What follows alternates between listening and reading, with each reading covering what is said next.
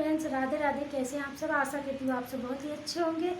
और मैं फिर से एक नई कहानी के साथ आ चुकी हूँ। आज मैं बात करने वाली हूँ कि एक बार की बात है कि एक गुरुजी थे और दो शिष्य थे उनके साथ। और वहाँ पे एक छोटा सा आश्रम था। उस आश्रम के बगल में एक तालाब था। उस तालाब के किनारे गुरुजी क्या करते कि भ्रमण के लिए निकलते। तो वहाँ पे बैठे हुए थे गुरुजी। तो एक दिन क्या हुआ कि बकुले को बहुत भूख लगी थी और बकुला मछली खाने चला। तभी गुरुजी क्या किया कि बकुला को उड़ा दिए। तो बकुला चला गया। और क्या हुआ कि गुरुजी उसके 2 दिन बाद गुरुजी की मृत्यु हो गई। तो गुरुजी को नरक प्राप्त हुआ। तभी गुरुजी अपने एक शिष्य को सपन में आए और बोले कि तुम तालाब के किनारे जाना तो बकुला मत उड़ाना, क्योंकि मैंने बकुला को उड़ा दिया तो मुझे नरक प्राप्त हुआ।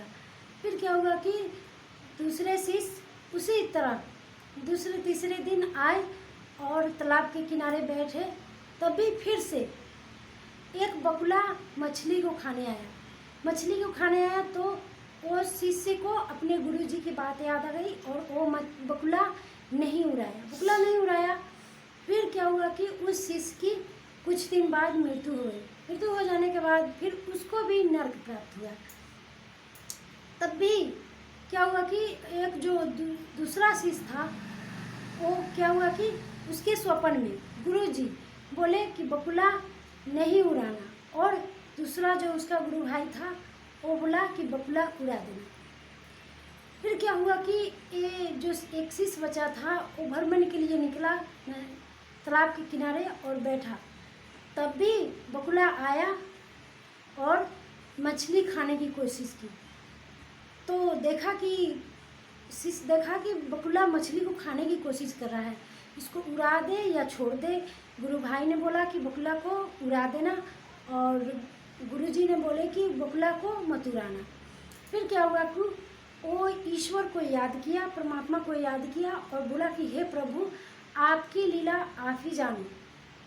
और वो नहीं मछली को वहाँ से हटाया और नहीं बकुला को उड़ाया, वो ईश्वर पे सौंप दिया। फिर क्या हुआ कि एक दिन की बात है कि नारद जी भगवान विष्णु जी के पास गए और बोले कि प्रभु ये क्या लीला है। वो गुरुजी जो थे जो बकुला उड़ा दिए तो आप उन्हें नरक दे दिए। दूसरी बात वो शिष्य था जो बकुला नहीं उड़ाया तो उसको भी नरक दे दिए। और ये नहीं बकुला उड़ाया और नहीं कुछ भी, तो आप इसे कैसे स्वर्ग दे दिए।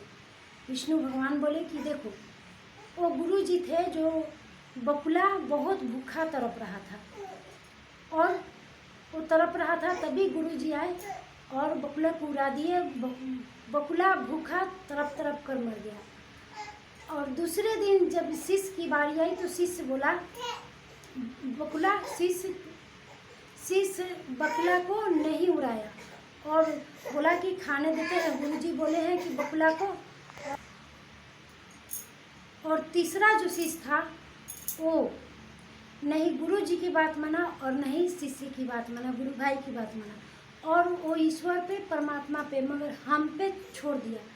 तो हम उसको नरक में कैसे जाने दें। वो बोला कि जाके रखे साइयाँ, मार सके ना कोई, बाल न बाका कर सके जो जग बैरी है। हे प्रभु, आपकी लीला है और आप ही समझे। और तीसरा जो था वो प्रभु पे सौंप दिया। दोस्तों, इस कहानी से हमें यही सीख मिलती है कि ईश्वर पे कुछ भी छोड़ दीजिए, ईश्वर सब संभाल लेते हैं। अगर आप ईश्वर पे नहीं छोड़े तो आपको वो संभालना पड़ता है और वो संभालने नहीं संभालता है। जैसे गुरुजी को बकुला भूखा था और बकुला का जो पाप था वो गुरुजी को लग गया। और जिस दिन बकुला नहीं उड़ाए शिष्य, उसका पाप शिष्य को लगा तो नरक मिला।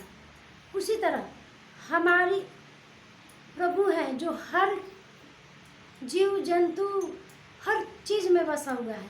तो आप उन पे छोड़ दीजिए उनकी बातों को और उन पे सारे काम सौंप दीजिए। So thank you for watching.